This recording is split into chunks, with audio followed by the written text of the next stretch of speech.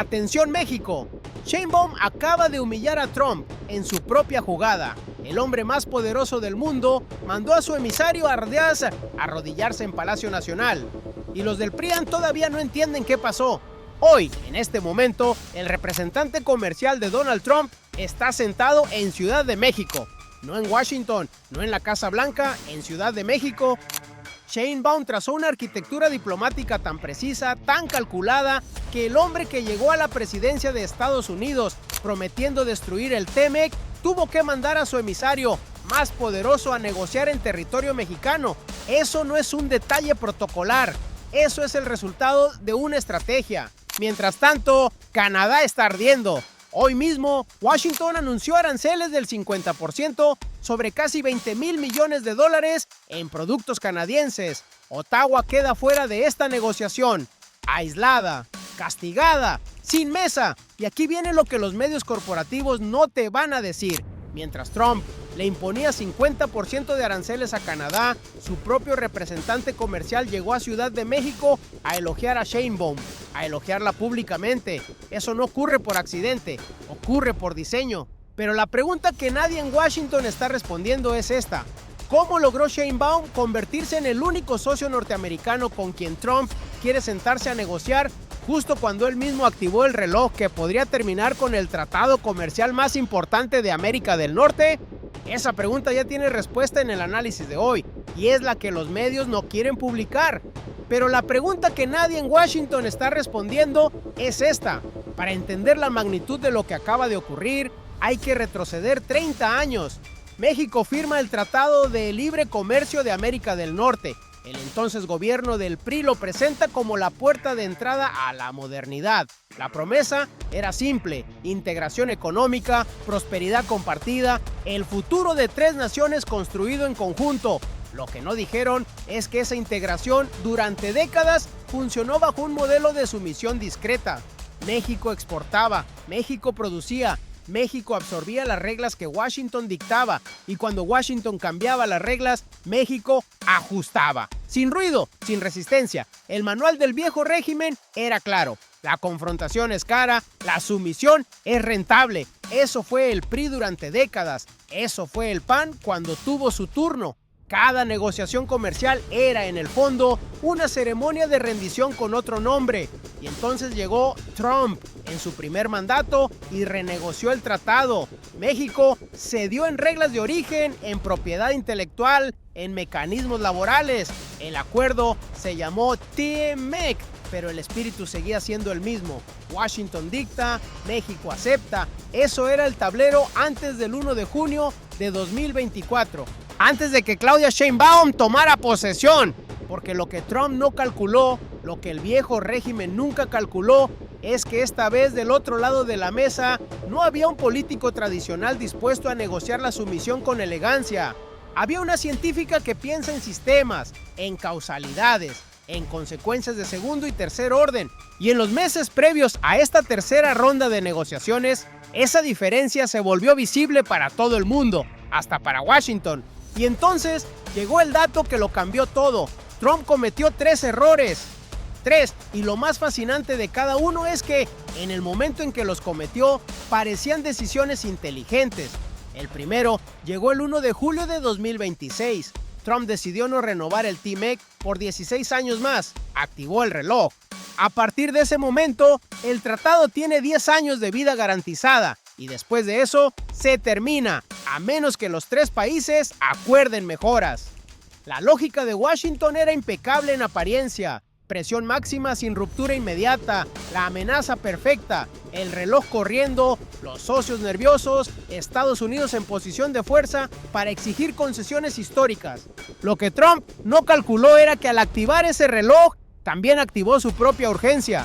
Porque ahora Washington necesita resultados, necesita mostrar que la presión funciona, y para mostrar esos resultados necesita sentarse a negociar. Y esa mesa de negociación quedó en Ciudad de México bajo las condiciones logísticas, protocolares y simbólicas que Sheinbaum dispuso. El que activa el reloj también activa la necesidad de hablar. Eso fue el primer error. El segundo error lo cometió semanas antes, en mayo. Durante la segunda ronda bilateral, el representante comercial de Trump propuso algo que sacudió a toda la industria automotriz norteamericana: exigir que el 50% del valor de los vehículos ensamblados en la región provenga específicamente de suelo estadounidense, no de Norteamérica, de Estados Unidos. La propuesta parecía inteligente: presión directa para que las armadoras relocalicen producción en Estados Unidos. El sueño proteccionista de Trump hecho política comercial. Lo que Trump no calculó era que esa exigencia era tan radical, tan disruptiva para las cadenas productivas integradas que llevan 3 décadas construyéndose, que las propias empresas estadounidenses comenzaron a presionar a Washington en privado. Toyota, expandiendo su planta en Texas, no necesita destruir su cadena de suministro en Guanajuato para hacerlo. Los fabricantes de automóviles lo sabían, sus lobistas en Capitol Hill lo sabían, y de pronto México dejó de ser el adversario en esta negociación. Se convirtió en el actor razonable, en el socio que defendía la lógica industrial que beneficiaba también a los trabajadores estadounidenses. Ese fue el segundo error. Entregó a Sheinbaum el argumento que ella necesitaba. Pero lo que Washington no quiere que sepas es esto: el tercero llegó esta semana y fue el más costoso. El mismo día que Greer tomó el avión hacia Ciudad de México, Trump anunció aranceles del 50% sobre casi $20 mil millones en productos canadienses. La justificación oficial: Canadá discrimina a los automóviles, las bebidas alcohólicas y los productos lácteos estadounidenses. La decisión pareció inteligente: castigar a Ottawa para aislarla, negociar bilateralmente con más fuerza, dividir para conquistar. Lo que Trump no calculó era que al destruir su relación con Canadá justo antes de llegar a México, eliminó su capacidad de jugar a los socios uno contra el otro. Si Canadá estuviera en la mesa, Washington podría usar la amenaza de un acuerdo bilateral con Ottawa para presionar a Ciudad de México y viceversa. Pero Canadá no está en la mesa, Canadá está ardiendo afuera, y eso convirtió a México en irreemplazable para Trump, no como un favor, como una consecuencia matemática de sus propios errores. Ese tercer error fue lo último que calcularon mal, porque para entonces Sheinbaum ya tenía el tablero rediseñado. Mientras Trump activaba aranceles y amenazas, Sheinbaum construía. No en los titulares, no en las conferencias de prensa, en los canales discretos donde se mueve la diplomacia real. El primer movimiento fue el viaje al Mundial. El pasado domingo, Sheinbaum aceptó la invitación de Trump para asistir a la ceremonia de clausura de la Copa del Mundo en Nueva York. Los medios corporativos lo cubrieron como un gesto de cortesía, como una foto diplomática sin contenido. Se equivocaron de forma catastrófica, porque en ese encuentro breve, que ella misma describió como corto pero sustancial, Sheinbaum no solo habló con Trump, habló también con el primer ministro canadiense Mark Carney, en el mismo espacio, el mismo día. ¿Y qué hizo Sheinbaum cuando entendió el tablero completo? Plantó un objetivo público con precisión quirúrgica.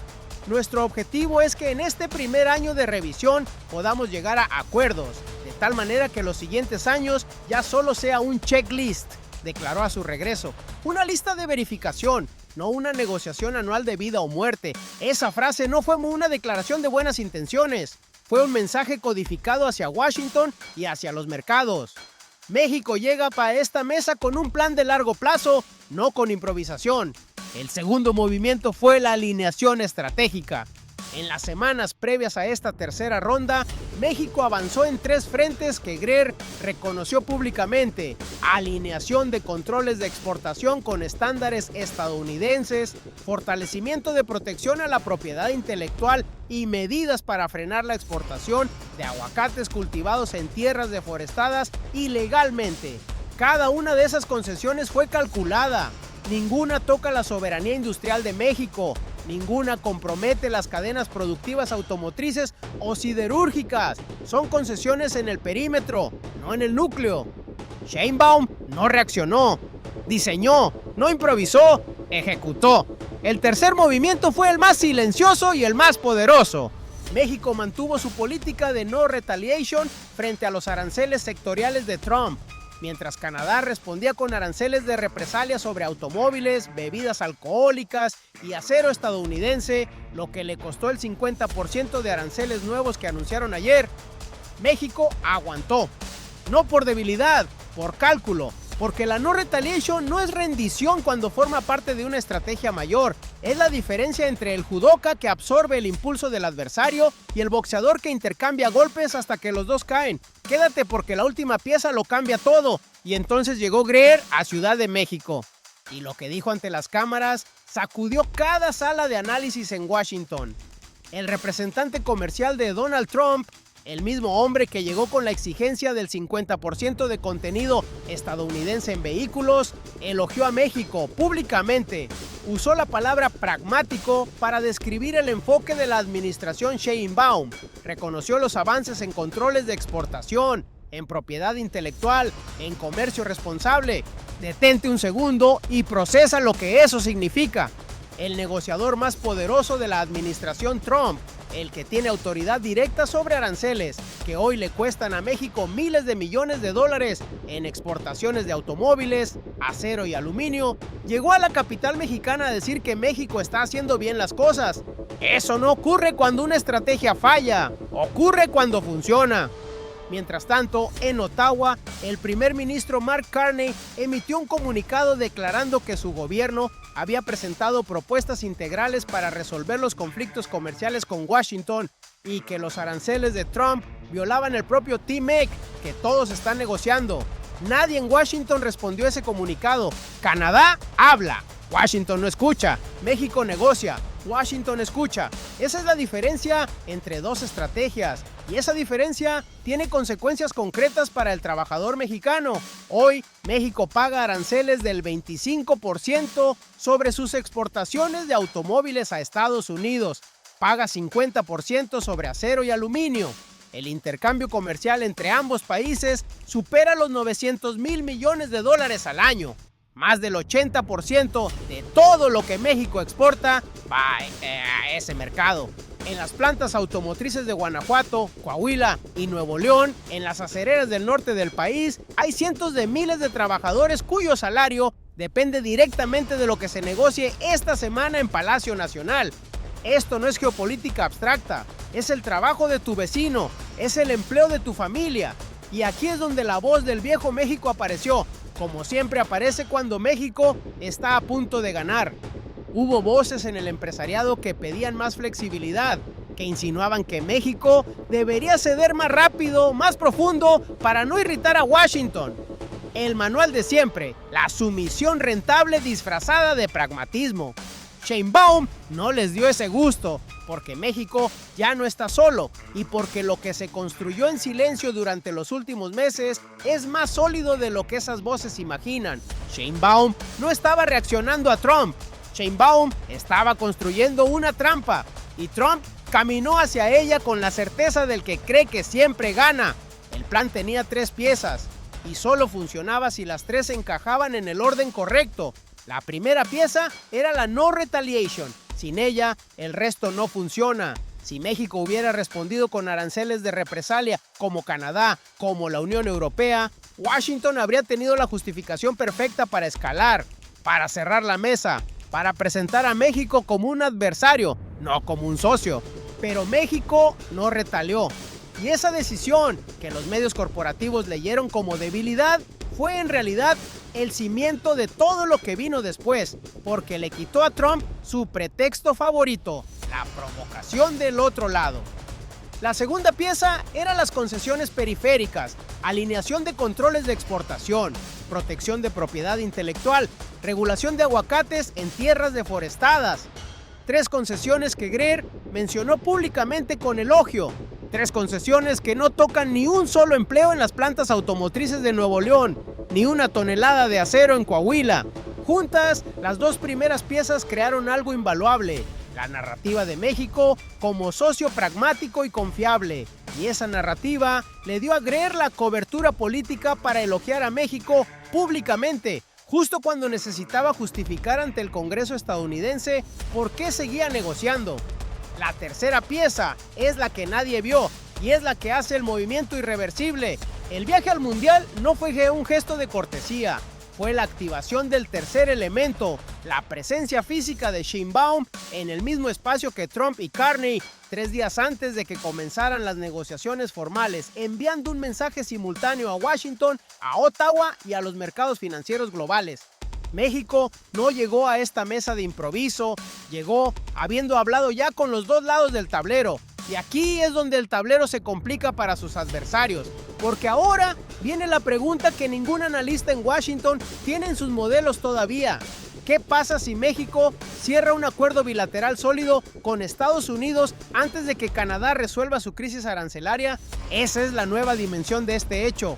México podría convertirse por primera vez en la historia del TMEC en el arquitecto del nuevo orden comercial norteamericano. No Estados Unidos, no Canadá, México. Detente un segundo y procesa lo que eso significa. La soberanía de México no se negocia, pero la posición de México en el tablero global sí se construye, y Sheinbaum la está construyendo pieza por pieza, en silencio, mientras sus adversarios gritan. Y aquí es donde el plan completo se revela. Este momento tiene 3 dimensiones y hay que procesarlas en orden, porque cada una es más grande que la anterior. Primera dimensión, el ciudadano mexicano. El TMC no es un documento técnico que vive en los cajones de la Secretaría de Economía. Es la columna vertebral del empleo formal en México.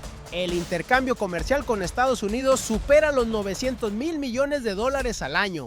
Solo en los primeros 5 meses de 2026, el déficit comercial de Estados Unidos con México superó los $81 mil millones, un número que crece 2,7% respecto al mismo periodo del año anterior. Eso significa que México está exportando más que nunca, incluso con los aranceles sectoriales encima. Pero esos aranceles duelen.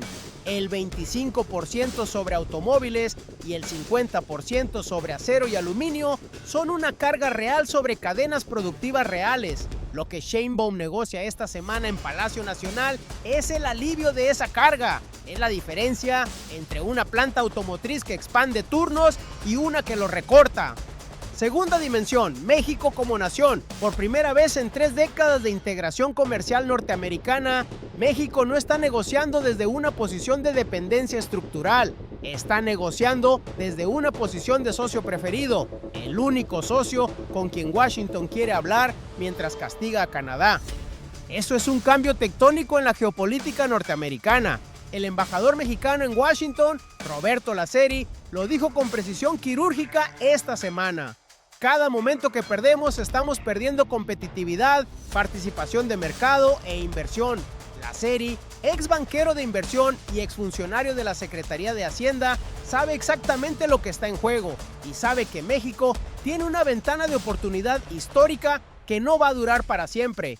El TMEC, si no hay acuerdo entre sus socios, termina en 2036. Eso no es una amenaza abstracta, es una cuenta regresiva. Eso explica el movimiento. Lo que sigue explica la magnitud. Tercera dimensión, el mundo que está mirando. Porque esto no es solo México, esto es un modelo. Brasil observa, Colombia observa, Indonesia, Vietnam, Nam, Sudáfrica.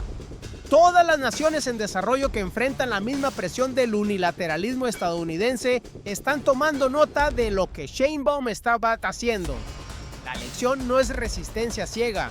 La lección es resistencia inteligente, conceder en el perímetro para proteger el núcleo, mantener el diálogo sin perder la dignidad, construir la posición de socio irreemplazable antes de que el adversario se dé cuenta de que la necesita. El patio trasero se convirtió en potencia, no más fuerte, más inteligente. El orden unipolar no está en crisis, ya murió. Y desde sus cenizas, México está ayudando a escribir las reglas del nuevo mundo. Hay una frase que Sheinbaum pronunció esta semana que los noticieros reprodujeron sin analizarla. La presidenta dijo, textualmente, nuestro objetivo es que en este primer año de revisión podamos llegar a acuerdos, de tal manera que los siguientes años ya solo sea un checklist, una revisión de que se cumple con lo que este año acordamos, y no una revisión cada año que no ayuda ni a Estados Unidos, ni a Canadá, ni a México. 4 oraciones, sin adjetivos dramáticos, sin amenazas, sin bravuconada, y sin embargo, cada palabra fue un mensaje codificado, Cuando dijo este primer año, no estaba hablando de un plazo administrativo, estaba fijando públicamente el horizonte de tiempo de la negociación, un año, antes de que Washington pudiera imponer el suyo. Tomó control del calendario antes de que comenzaran las conversaciones formales. Cuando dijo checklist, no estaba siendo modesta, estaba enviando un mensaje directo a los mercados financieros y a los empresarios de ambos países. El objetivo de México no es una negociación eterna de incertidumbre, sino un acuerdo claro con mecanismos de verificación, certeza, previsibilidad, las dos cosas que el capital más necesita. Y cuando dijo no ayuda ni a Estados Unidos, ni a Canadá, ni a México, estaba haciendo algo que ningún presidente mexicano había hecho en décadas de negociaciones comerciales con Washington: incluir a Estados Unidos entre los perjudicados por la incertidumbre. No era un reproche, era un recordatorio. La incertidumbre que Trump creó también le cuesta a Trump. Esto es Sheinbaum. No improvisó, no reaccionó, diseñó, ejecutó, y cuando habló ya había ganado. Afuera todo parecía normal, adentro la arquitectura ya estaba lista, pero hay un hilo que sigue suelto y es el más importante de todos: la negociación técnica sobre automóviles. En mayo, Washington puso sobre la mesa la exigencia más disruptiva de toda esta revisión: que el 50% del valor de los vehículos ensamblados en Norteamérica provenga específicamente de suelo estadounidense, no de la región de Estados Unidos. Esa propuesta no ha sido retirada, sigue sobre la mesa, y lo que se decida sobre ese punto en las próximas 72 horas va a determinar el futuro del empleo automotriz en Guanajuato, Coahuila, Nuevo León y Puebla.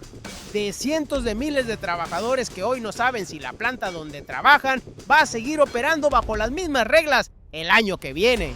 Los grupos industriales han pedido a Trump que mantenga la estructura trilateral del tratado y el acceso prácticamente libre de aranceles que sostiene casi 1,6 billones de dólares en comercio anual. Toyota acaba de expandir su planta en Texas, pero esa expansión no requiere destruir su cadena de suministro en México para funcionar.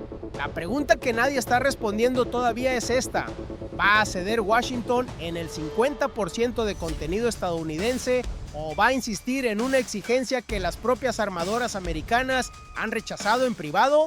México llegó a esta mesa con récords de exportación mes a mes, incluso bajo los aranceles de Trump.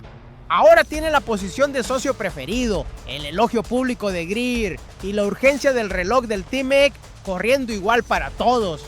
Lo que se viene en los próximos días en Palacio Nacional va a exigir la negociación más fina y quirúrgica de la historia comercial de México. En el próximo análisis vamos a desmenuzar exactamente eso: la negociación técnica sobre automóviles y el contenido regional, porque lo que está a punto de decidirse en esa sala va a cambiar la estructura del empleo industrial en México por los próximos 10 años, y vas a querer estar aquí cuando ocurra. Dale like si llegaste hasta aquí, porque esto apenas comienza. Recapitulemos lo que ocurrió.